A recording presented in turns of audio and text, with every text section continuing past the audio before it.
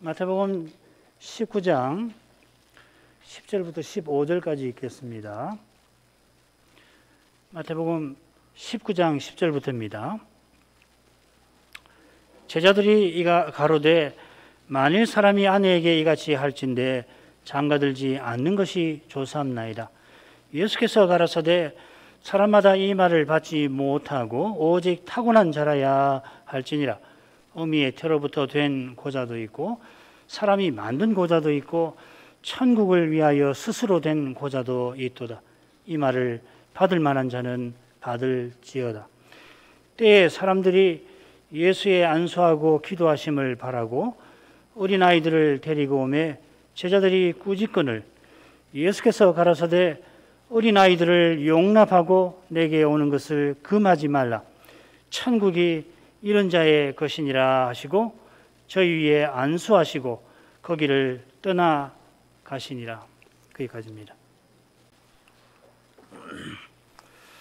주님께서 마지막으로 예루살렘 올라가시는 그 장면부터 이 마태복음 본론의 마지막 대목 19장부터 22장이 시작되었죠.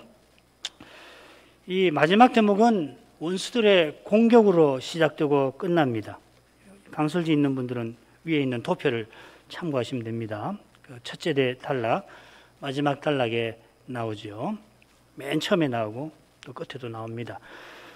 물론 예루살렘 입성 때도 그게 한가운데에 나오죠. 공회가 무리의 환호를 들어서 항의합니다. 그처럼 주님께서 이어 비유를 통해서 공회가 주님을 죽일 일을 예언하시니 이번에는 그 비유의 뜻을 그들이 알고 주님을 죽이려 했지요. 넷째 단락이 됩니다. 마침내 그들이 주님을 십자가에 넘기게 됩니다마는 십자가로 가시는 그 길 자체가 험난합니다. 제자들도 그 길을 이해하지를 못하고 서로 누가 크냐며 심하게 다툽니다. 그게 둘째 단락이 나올 겁니다. 자, 이런 사실이 이 제자들이 얼마나 연약한지가 이 바리새인의 첫 시험 때부터 드러납니다. 9절까지 지난번에 살폈는데 10절부터 12절을 읽겠습니다. 제자들이 가로되 만일 사람이 아내에게 같이 할진대 장가들지 않는 것이 좋삼나이다. 예수께서 가라사대 사람마다 이 말을 받지 못하고 오직 타고난 자라야 할지니라. 어미의 태로부터 된 고자도 있고 사람이 만든 고자도 있고 천국을 위하여 스스로 된 고자도 있도다. 이 말을 받을 만한 자는 받을지어다. 8절에 주님께서 이혼 증서 규례의 본뜻이 뭔가 알려주셨습니다. 그런데 바리새인은 물론이고 지금 제자들도 그 고귀한 뜻을 받들지를 못하고 있습니다. 9절에서 예수님께서 내가 너희에게 말한다 하시면서 알리셨는데도 그러합니다.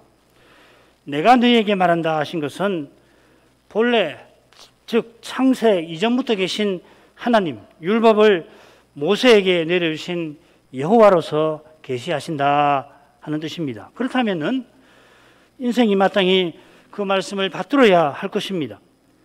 제자들이 자신의 모든 것을 버리고서 주님을 따르고는 있지만은 여전히 주님을 제대로 좇지는 못합니다. 제자들의 이런 반응을 마태가 10절에 생생하게 전하고 있습니다. 10절 처음에도 그렇고요. 바리새인들이 주님의 교훈을 받지 않고 불쑥 다시 질문할 때처럼 제자들도 주님의 교훈에 대뜸 반응하고 있습니다. 그게 10절 처음에 동사에서 나와요. 똑같은 표현을 씁니다. 바리새인들하고 제자들하고 반응을 똑같이 보였다고 말하듯이 쓰고 있어요. 똑같은 낱말을 쓰고 있습니다. 바리새인이 주님의 교훈에 숨은 죄가 드러나서 감히 반발한 것처럼 놀라운 일이죠, 그죠? 죄가 드러나는데 회개하지 않으면은 감히 반발을 하는 것처럼 제자들도 평소 품은 생각을 대뜸 숨기지 못하고 드러내고 있습니다. 물론 바리새인들은 좀 다릅니다. 그 생각이 바리새인의 완악함과 과히 멀지는 않습니다. 그러나 사람이 아내에게 이같이 할진대 장가들지 않는 것이 좋삼나이다. 자기네는 주님과 똑같은 생각이지만은 당시 일반 남성들은 주님의 교훈을 따르기가 힘듭니다. 이렇게 말씀드리는 것 같지 않아요. 우리는 주님과 동감이지만 이걸 어떻게 이 시대 사람들이 바뀌었습니까? 그런 뜻이 아니고 제자들도 주님의 교훈을 지키기가 어렵습니다. 아니 불가능합니다. 그렇게 여기고서 말하는 것이죠. 내가 너희에게 이른다 하신 주님께서 이런 대로 지킬 수 있게 하시는 겁니다. 주님께서만 그렇게 하실 수가 있습니다. 이 진리를 깨닫지를 못하면은 누구라도 제자들과 같은 태도를 벗어나기가 힘들 것입니다. 또 이 진리와 진실보다 의견과 주장이 난무하는 이 시대는 더욱 시대 정신에 휘둘릴 것입니다. 많은 학자들이 이 시대를 탈진리 시대라 영어를 쓰겠습니다. 포스트 트루스 이어라라고 부를 정도로 20세기 후반기 이후로 인류는 소위 객관적 진리, 객관적 사실을 신봉하던 근대와는 전혀 다른 모습을 보이고 있습니다. 더욱이 정보 홍수 속에서 거짓 뉴스와 정보가 넘쳐납니다. 이것은 다원주의와 붙어 있을 것입니다. 그러나 그 근원에는 이 세상이 세속 도시로 변한 사실이 자리 잡고 있습니다. 이 세속 도시라고 하는 것은 거룩한 영역이 사라진 현대 사회를 가리키는 유명한 용어입니다. 전에는 거룩한 영역이 각 사회마다 나라마다 있어서 소위 신성 불가침의 권위가 작동을 했습니다. 왜 그런지 모르지만은 절대로 안 된다는 거예요. 그거는 우리나라 역사도 초기부터 그런 게 있죠. 소위 종교 영역에서 왕도 신성 불가침한 영역을 침입할 수 없어요. 얼마나 권위가 강한 권위인지 절대적 권위 아니에요? 그러나 이제 그런 권위를 찾기가 힘들게 되었습니다. 거룩한 감각을 상실한 이 세속도시라 하는 현상은 성경을 하나님 말씀으로 인정치 아니하는 궤도와도 맞물려 있다 생각합니다. 이런 시대에 성경이 절대 진리라고 고백하는 교회와 신자는 멸시와 무시를 피하지 못할 것입니다. 그러나 예배에서 주의 영광을 맛보는 교회와 신자는 틀림없이 고난 중에도 이 시대 도전을 이기게 될 것입니다. 바울에게 나는 네가 핍박하는 예수라 하시면서 그 바울을, 그 교만하고 핍박하는 바울을 그 땅에 엎드려 뜨리게 만드신 것처럼 영광의 주님께서 고난받는 우리와 함께 하셔서 친히 자기의 거룩한 영광을 나타내실 것입니다. 예배에서 주를 듣는 이 로마서 10장에 17절에 나오는 그 말이죠. 예배에서 그리스도에 관하여 듣는 것이 아니라 그리스도를 듣는 그는 말씀하신 주님께서 말씀하신 그것을 이루신다는 것을 믿고 거기에 힘없는 나 같은 사람도 써주시기를 바랄 것입니다. 제자들처럼 사람의 생각으로 주님의 교훈을 지킬 수 없다 하는 게 아니라 사람은 스스로 그 교훈을 지킬 수가 없겠지만은 그러나 성신께서는 지킬 수 있게 하신다 확신할 것입니다. 온 세상이 오직 그리스도를 고백하는 교회와 신자를 손가락질할지라도 하늘에 계신 주님의 손을 우리는 잠잠히 바라볼 것입니다. 주님께서 난색을 표하는 제자들에게 천국을 교훈해 주십니다. 그들이 장가들지 않는 것이 좋사옵나이다. 이제 장가들지라고 번역했는데 저는 혼인하지라고 하는 것이 더 옳은지 모르겠습니다. 제자들은 아마 그런 생각을 했을 수 있는데 이게 남자나 여자에 다 쓰이는 말이니까요. 이게 참 재미있습니다. 그리스 사회에서는 이 단어를 남자에게만 써요. 남자가 장가드는데 그런데 신약 성경에는 여성에게서 쓴다고요. 굉장한 차이입니다. 이게 사실은. 자, 그것은 다른 기회에 생각하고요. 이렇게 정신없는 말을 했습니다마는 정신이 번쩍 들도록 그들이 세상 아닌 천국을 추구하게 만드시는 겁니다. 너희가 지금 생각하고 말하는 것이 이 세상에 속한 것 아니냐? 너희가 그런 세상 아니라 영원한 나라를 추구할 자가 아니냐? 하시는 것입니다. 그때 제자들만 아니라 오늘 우리도 주님의 이런 일깨우심이 아니면은 제자들보다 결코 낫지 못할 겁니다. 자, 제자들은 지금 어떤 상태냐면 모든 것을 버리고 주님을 따르는 중입니다. 이거 아무나 하는 거 아니고 아무에게나 요구하시는 것 아닙니다. 혹시라도 제자들 못났다 그런 손가락질을 해서는 안 될 겁니다. 사람마다 이 말을 받지 못하고 오직 타고난 자라야 할지니라. 이 말이라고 하는 것은 혼인하지 아니하는 것, 독신으로 지내는 것이겠죠.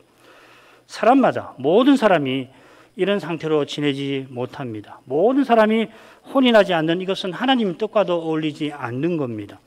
그러나 하나님께서 어떤 사람에게는 그렇게 지내게 하십니다. 오직 타고난 자라 이렇게 새겼는데 원문은 어떻게 됐냐면은 그것이 주어진 자들, 그것을 받은 자들, 일종의 이 혼자 지내는 것이 은사인데 은사라는 말은 없지만 그것을 받은 자라 이렇게 되겠습니다. 타고난 것이 아니라 그것을 받는 세 가지 경우를 이어서 주님이 열거하시겠지만은 잘 보시면은 이 세 가지를 드시면서 뭘 강조하는지를 잘 아시게 될 겁니다. 어미의 태로부터 된 고자, 사람이 만든 고자, 천국을 위하여 스스로 된 고자를 드셨습니다. 첫째 경우는 나면서부터 성기능이 문제 있는 경우겠고요. 둘째 경우는 옛날 그 내시와 같은 사람, 이 내시라는 말하고 이 고자라는 말하고 같습니다. 이 영어로도 그렇고 이 헬라 말에서 그대로 나온 것이거든요. 셋째는 주님이나 세례 요한처럼 천국을 위하여 혼인하지 아니한 경우입니다. 바울 사도는 주님을 만나기 전에 혼인한 상태인데요. 아마 주님을 쫓게 될 때에 부인이 나는 그런 당신하고 같이 못 산다 하고 이혼을 했던 것 같고 이후로는 사도가 천국을 위하여 홀로 살아갑니다. 바울도 셋째 경우에 해당될 것입니다. 예컨대 천국을 위하여 스스로 된 고자는 처음 두 경우처럼 신체를 상하게 하는 건 아닙니다. 상한 것도 아니고 상하게 하는 것도 아닙니다. 주님께서 세 경우를 드셨지만은 이 셋째 경우에 초점을 두고 계십니다. 이것은 주님께서 제자들의 정신없는 생각을 바로잡으려고 교훈하시는 것과 붙어 있죠. 제자들이 혼인하지 않는 게 좋겠습니다 했는데 이미 다들 혼인했을 겁니다. 그러니까 혼인하지 않는 게 좋겠습니다 이런 말을 한 것 같은데 주님께서 천국을 위하여 혼인하지 아니하는 것이라면은 그것은 좋은 것이라 대답하시는 겁니다. 그런데 이 말을 받을 만한 자는 받지만은 그런 은사와 소명을 받지 아니한 사람은 혼인하라 하십니다. 그리고 혼인했으면은 홀로 지내는 것하고 똑같이 천국을 위하여서 그리하라 하시는 것입니다. 혼인한 사람이 천국을 위하여 살아가려고 할 때 어떤 태도를 취해야 되는지 바울 사도가 이렇게 교훈합니다. 고린도 전서 7장 29절입니다. 때가 단축하여 진고로 이후부터 안에 있는 자는 없는 자같이 하며 안에 있는 자들이 안에 없는 자같이 하라. 거꾸로도 마찬가지죠. 남편 있는 자는 남편 없는 자같이 하라. 이건 이혼하라는 뜻 결코 아니지요. 고린도전서 7장을 보면은 반대입니다. 그처럼 남편은 아내에게 대한 의무를 다하고 아내는 그 남편에게 그렇게 하라고 권합니다. 좀 더 구체적으로 남편의 몸은 아내가, 아내의 몸은 남편이 주장하는 것이다 합니다. 그러니까 주장할 권리를 자기가 남에게 넘기는 것이죠. 그죠? 이런 심정으로 아내와 남편이 서로에 대한 의무를 다 하려고 한다면은 그럼 어떻게 되느냐? 장차 장가가고 시집가는 일이 없는 때를 함께 간절히 바라보아야 한다 하는 것입니다. 다시 오시는 주님을 간절히 바라야만 서로를 참으로 사랑할 수가 있다 하는 겁니다. 주님을 모시지 않은 관계는 지배와 굴종의 관계에 떨어지기가 쉽습니다. 창세기 3장 16절이 그 예언입니다. 경고입니다. 주님보다 남편이나 아내를 더 사랑하는 것은 우상숭배와 같은 것이라 우상숭배 같은 사랑은 결국 괴상한 것이 되고 맙니다. 극단적인 형태로 나타나기도 하죠. 그리스도와 교회의 관계를 제외하고 지금 여기서 지금 이 세상에서 우리의 모든 관계는 사라지거나 없어집니다. 모든 합법적인 관계는 그리스도와 교회의 관계를 드러내기 위하여 있어서 장차 사라집니다. 다른 말로 하면 지금 사라지고 있는 것입니다. 그렇지 못한 불법적인 관계는 심판을 받아 없어질 것입니다. 그처럼 모든 소명은 그리스도의 인격과 사랑을 드러내는 수단입니다. 남편이 있는 아내의 소명과 없는 독신의 소명은 함께 그리스도를 드러냅니다. 교회의 새 직분이 그리스도의 말씀과 통치와 사랑을 드러내는 수단이듯이 모든 소명은 그리스도의 높고 넓고 깊은 사랑을 나타내는 방편입니다. 이것이 이 소명은 하나님의 가면이라고 말했던 루터의 교훈의 핵심입니다. 하나님이 우리에게 사랑을 나타내시기 위해서 가면을 쓰고 나타나시는데 그 가면이 소명이라는 겁니다. 사도가 교회의 터가 되는 직분이고 소명이니 단연 그리스도를 드러내야 할 것입니다. 사도행전에서 사도들의 활약을 보게 되면 지상의 그리스도와 가장 비슷한 삶을 삽니다. 누가복음에 기록된 그리스도의 행적과 사도행전에 기록된 사도의 행적을 비교만 해봐도 흡사합니다. 아마 강설지 맨 마지막에 제가 도표를 만들어 놨으니까 돌아가셔서 시간 나시는 분 한번 쭉 훑어보시면 너무도 똑같아요. 사도행전의 흐름과 누가복음의 흐름이. 바꿔 말하면 주님의 삶과 사도들의 삶이 너무도 흡사합니다. 달리 말하면 사도는 그리스도의 전권 대사일 뿐만 아니라 그리스도를 누구보다 드러내는 그러한 사람들이라는 것을 알게 되실 겁니다. 장차 우리가 그리스도의 영광을 직접 뵙고는 그리스도와 같아질 것입니다. 그 순간을 향해서 우리가 살아가고 있습니다. 그렇게 살라고 우리에게 여러 소명들을 주신 겁니다. 이 소명들이 직분과 함께 교회로서 사명을 받들게 하신 것입니다. 사도행전의 사도들과 달리 지금의 사도들은 실로 부족합니다. 바리새인과 헤롯이 주님을 공격하는데 그런 주님께 도움은커녕 큰 짐이 되고 있습니다. 누구보다 주님의 교훈을 잘 깨닫고 주님을 모셔야 하는데 그들의 생각이 바리새인의 생각과 크게 다르지 않습니다. 하나님 은혜로 이 사도들이 그리스도를 하나님의 그리스도 하나님의 아들로 고백했습니다.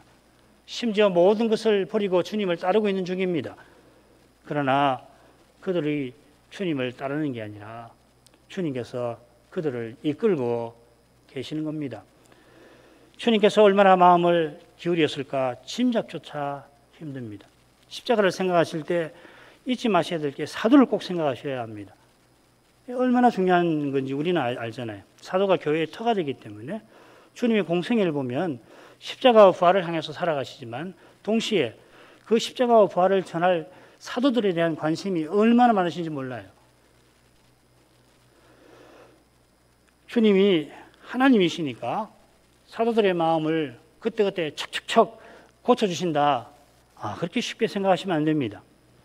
이건 죄가 얼마나 심각한지를 깨닫지 못하는 것이라 할 수 있습니다.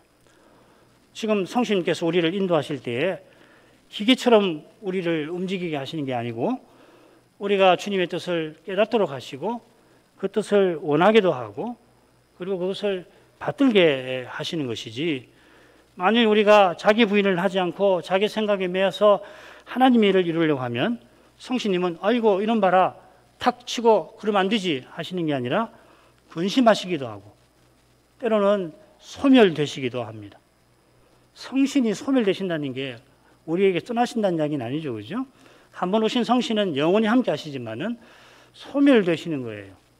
이게 얼마나 놀라운 일입니까? 하나님이신 그분이 우리가 하나님 말씀대로 하지 않고 자기 부인하지 않고 육신으로 행할 때 소멸되시는 거예요. 불을 물로 꺼버리듯이 잠잠히 계시는 거라고요. 마찬가지로 성신은 탄식도 하십니다. 비슷하게 주님은 지금 제자들과 함께 하시면서 큰 고난을 겪고 계십니다. 이것은 우리 인생에게 십자가가 얼마나 절실한가, 주님의 은혜가 전부라고 하는 것을 보여줄 것입니다. 제자들이 지금 어떤 상태인지는 이어지는 사건에도 잘 드러나고 있습니다. 주님이 길이 참으시고 제자들에게 천국을 계속 가르치시죠. 13절부터 15절 읽습니다. 때에 사람들이 예수의 안수하고 기도하심을 바라고 어린아이들을 데리고 오매 제자들이 꾸짖거늘 예수께서 가라사대 어린아이들을 용납하고 내게 오는 것을 금하지 말라. 천국이 이런 자의 것이니라 하시고 저희 위에 안수하시고 거기서 떠나가시니라. 마가복음을 보면은 지금 이런 집에 계실 때, 제자들과 함께 집에 계실 때에 있었던 것 같습니다. 방금 주님과 제자들이 나눈 대화가 집에서 있었고요. 이어서 사람들이 그리로 아이들을 데리고 온 것 같습니다. 부모들이 자기 어린아이들을 주님께 데려와서 안수하고 기도하심을 바랐다 하였습니다. 마가복음에 보면은 주님께서 이 아이들을 안고서 안수하셨다 한 걸 보면 어린아이들은 정말 이 품에 안길 만한 아주 어린아이들 같아요. 그들이 바란 안수와 기도는 주님의 축복입니다. 주님께서 복 빌어주시기를 바란 거죠. 많지는 않지만 당시 아이들을 훌륭한 인물에게 데려가서 훌륭한 랍비들이겠죠. 그의 축복을 받는 사례가 드물게는 있어요. 이 유대 영문어를 보면 사례가 드물다고 한다면 주님께서 안수하여 축복하신 일이 그런 사례에 속한다 단정하기는 어려울 겁니다. 똑같다고 보기는 어려울 거예요. 아울러 그런 사례가 있건 없건 주님께서 베푸신 사랑은 여전히 독특하다 할 것입니다. 사람들이 예수님의 거룩한 능력을 경험하고서 우리 아이에게도 부모라면 다 이런 마음을 갖지 않습니까? 자기 아이들을 데려와서 복 베풀어 주시기를, 복 받게 해주시기를 구했을 겁니다. 얼마나 많은 사람이 자기 자녀를 데려왔는지는 잘 모릅니다만은 제자들이 꾸짖어요. 아마도 주로 어머니들이 자기 어린아이들을 안고 데려왔을 것 같아요. 아버지들도 뭐 있겠지만 어머니들이 그런 것 같은데 제자들이 아이와 여인이라 더 이런 고압적인 태도를 취했을 수 있습니다. 지금 제자들은 어떤 상태냐면 하나님 나라가 당장에 나타날 줄로 생각합니다. 누가복음 19장 11절인데 비슷한 시기입니다. 지금 이 시기하고 누가복음 19장의 시기가 거의 비슷해요. 자기가 예루살렘에 가까이 오셨고 저희는 하나님의 나라가 당장에 나타날 줄로 생각함이로라. 그래 그들은 그 나라에서 높은 자리에 앉기를 바랍니다. 그리고 굉장히 중요한 시기라고 생각하겠죠. 지금 한가하게 어린아이들 상대할 시간이 없고 또 자기들은 어린아이들 상대할 사람도 아니라 생각하는 것입니다. 그런 상태라 어머니가 아니라 아버지가 아이를 데리고 와서도 역시 꾸짖었을 겁니다. 그런데 마가복음과 달리 마태복음을 보면은 제자들이 어린아이들을 꾸짖은 것 같이 되어 있어요.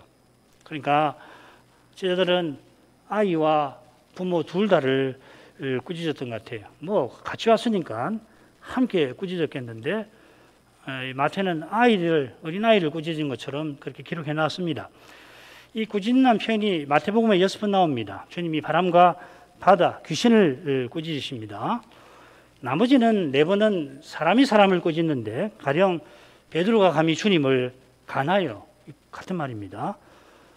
그리마옵소서 만류했고 주님께서 병나은 이들에게 주님을 알리지 말라고 경계하십니다. 그러니까 이 사람들이 막 알리려고 안달이 나서 당장에 가서 예수님을 그리스도라고 알리려고 하니까 꾸짖어서 그렇게 하지 마라 하신 것 같아요. 그리고 한 번은 여리고를 떠나실 때인데 서경들이 다윗의 자손 예수여 고쳐달라 할 때에 큰 무리가 이 소경을 꾸짖어서 잠잠하라 하였습니다. 지금 이 무리의 태도가 제자들의 태도와 비슷해 보입니다. 예수님이 지금 예루살렘에 올라가 입성하시는데 소경들이 시끄럽게 방해하고 있다. 큰 무리가 생각한 것입니다. 앞을 보지 못해서 주님을 따라가지 못하는 이들을 무시하면서 따라가는 그들은 자신들을 높이는 것입니다. 그처럼 제자들도 그런 마음으로 높은 마음으로 꾸짖는 것이에요.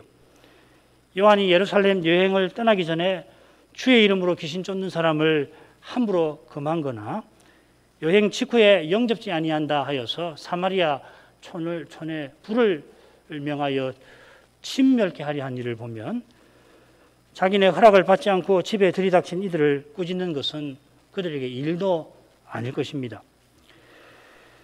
예수님께서 어린아이들을 용납하라고 제자들에게 이르십니다. 마가복음에는 제자들이 꾸짖는 걸 보고 주님께서 분이 여기셨다 이렇게 되었습니다. 이 분이 여기셨다 한 표현은 야고보와 요한이 주님 좌우에 앉고자 할 때에 제자들이 심히 분했다 할 때에 쓰인 말입니다.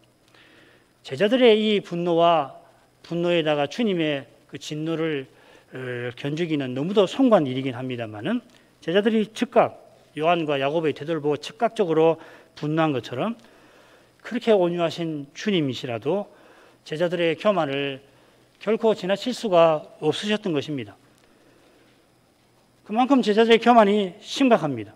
교만 자체가 심각한 것인데다가 지금 주님이 처하신 형편을 보면은 실로 심각합니다. 방금도 원수들이 주님을 시험하였습니다.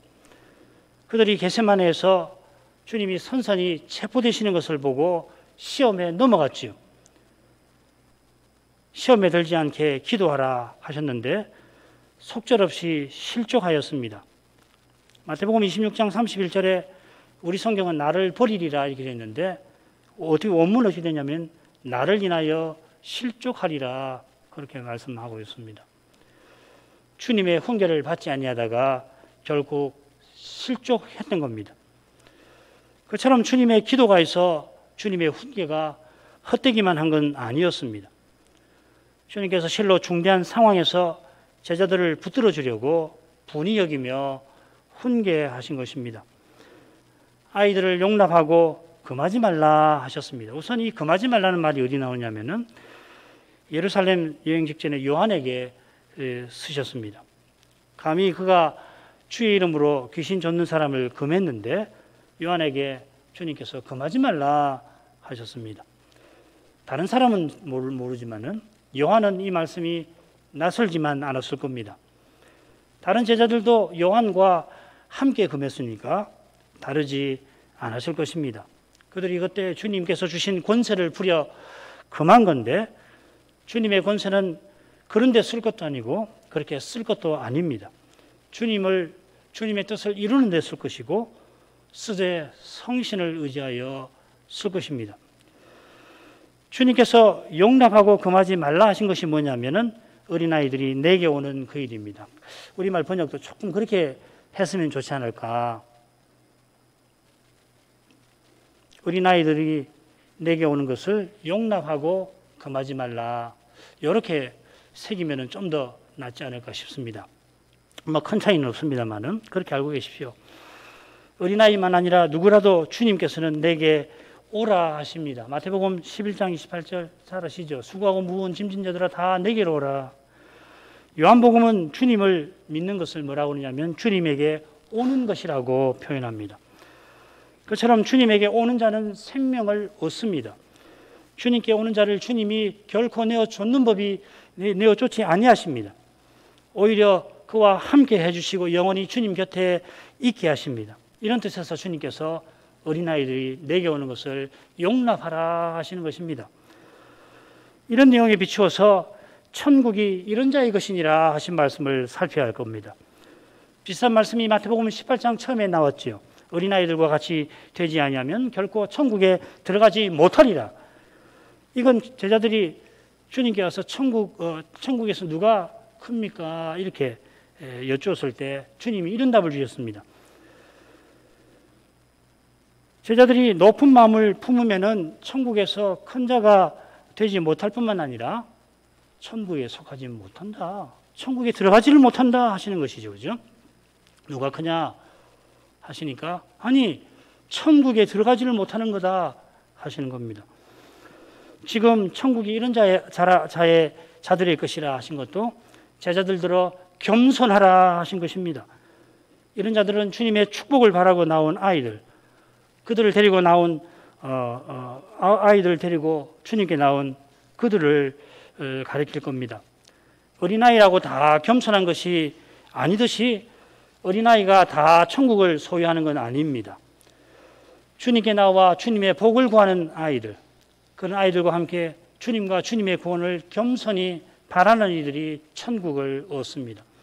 주님 아니시면은 자기가 멸망할 수밖에 없음을 알고 주님의 자비와 사랑과 선하심을 구하는 이들은 주님이 외면치 아니하십니다. 이런 사람들은 지금 제자들처럼 그렇게 마음을 결코 높이지 않고 그렇게 높일 수가 없을 겁니다. 연약한 인생이라 불쑥 마음이 높아지기도 하지만은 그때마다 겸손히 회개하며 교만해서 돌이키고 돌이킵니다. 천국은 겸손한 자들의 사회입니다. 주님을 본받아 겸손합니다. 예루살렘에 마침내 올라가서 가셨을 때 두 제자가 가장 크고자 했지요. 그때 주님께서 시기하고 분노하는 10제자들에게 나를 본받으라 답해 주셨습니다.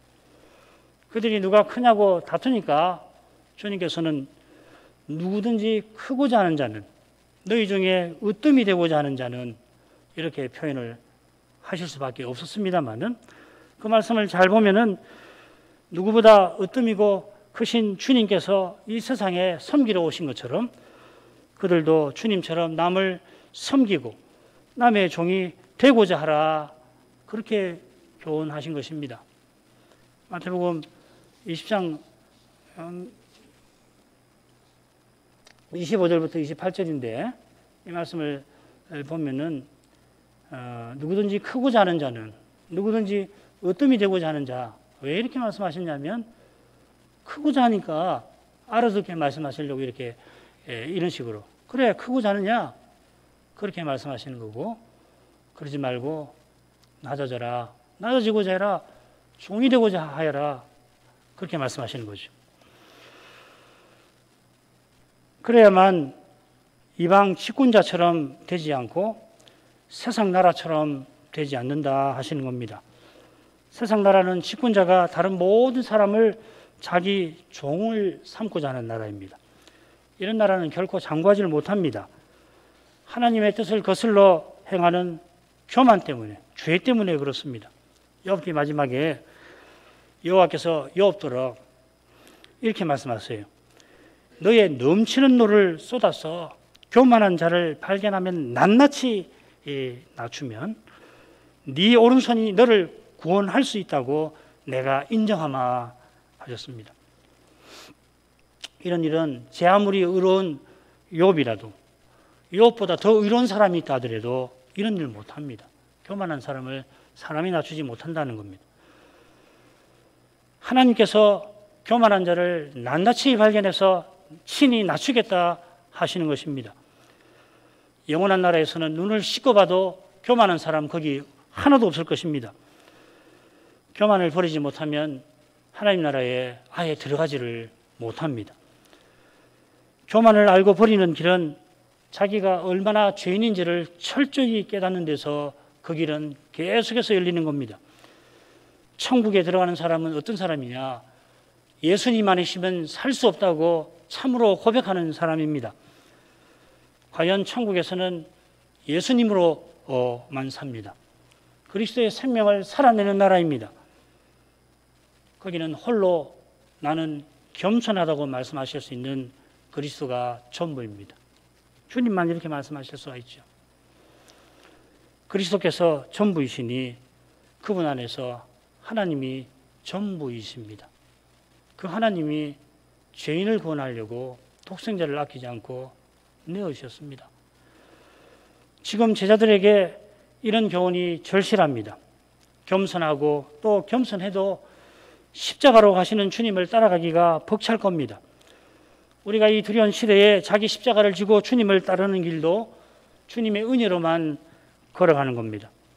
조금이라도 내가 이루리라, 무엇이 되어버리라 해서는 저 두려운 핍박을 견뎌내지 못할 겁니다.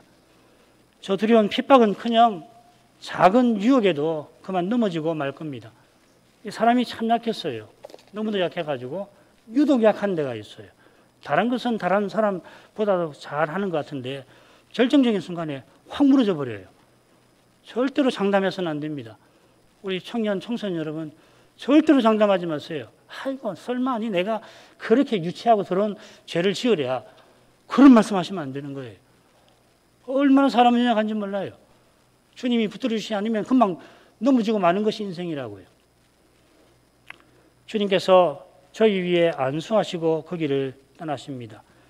지금 주님께서 베레아에서 예루살렘으로 올라가 가시는 중입니다. 갈릴리 요단 동편 쪽으로 해서 올라가시는 중입니다. 그래 셋째 단락으로 가보시면은 예수님이 여리고를 가셨던 걸 알 수 있죠.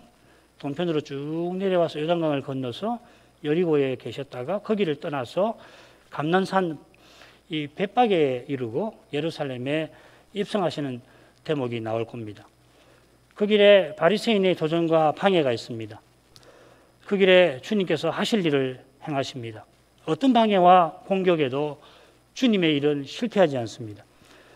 주님의 거룩한 사랑이 그 일을 반드시 이루십니다. 사람 생각에는 그 일이 이루어지지 않을 것 같은데 주님은 친히 이루십니다. 전능하셔서 틀림없이 이루실 수가 있지만은 아울러 사랑하셔서 기어코 이루려 하십니다. 내 생각에 도저히 안 되겠다 그런 생각이 들 때마다 이 주님의 사랑을 기억하고 사랑이신 주님께 기도하셔야 합니다. 그분이 기어코 이루십니다. 기도하겠습니다. 걸어가신 아버지, 예수께서 십자가를 지시고 예루살렘으로 올라가시는 길에 바리새인의 도전을 받으셨습니다. 십자가 지시기 직전까지 원수들은 줄기차게 주님을 대적할 것입니다. 주님의 공생에서 중요하지 않은 때가 하나도 없고 주님의 걸음걸음에 중대하지 않은 행보가 없겠지만은 예루살렘으로 올라가는 지금이야말로 지금까지 어떤 때보다 중요한 시기인데 그런 중요한 시기에 제자들이 주님의 길에 도움은커녕 큰 짐이 되고 있습니다. 여러 해 주님 곁에서 주님의 교훈을 배웠고 그 결과 무리들과는 달리 예수님을 하나님의 아들, 하나님의 그리스도로 고백하기에 이르렀지만은 그러나 그들의 생각이 바리새인의 수준을 훌쩍 넘어서지는 못하였습니다. 그 이유가 주님께 안수와 축복을 바라고 어린아이들을 데려왔을 때 그 부모들에게 또 아이들에게 제자들이 보인 태도에 그 이유가 있었습니다. 주님의 은혜와 사랑으로 특별히 이 남과 다르게 누렸던 그런 것들 때문에 특권 때문에 제자들의 마음이 심히 교만하였던 것입니다. 예수님께서 다시금 천국은 어린아이처럼 겸손한 자들의 것임을 알려주셨습니다. 이런 데에서 주님이 얼마나 겸손하신지를 배웁니다. 과연 주님만 나는 겸손하다고 하실 수 있는 분이십니다.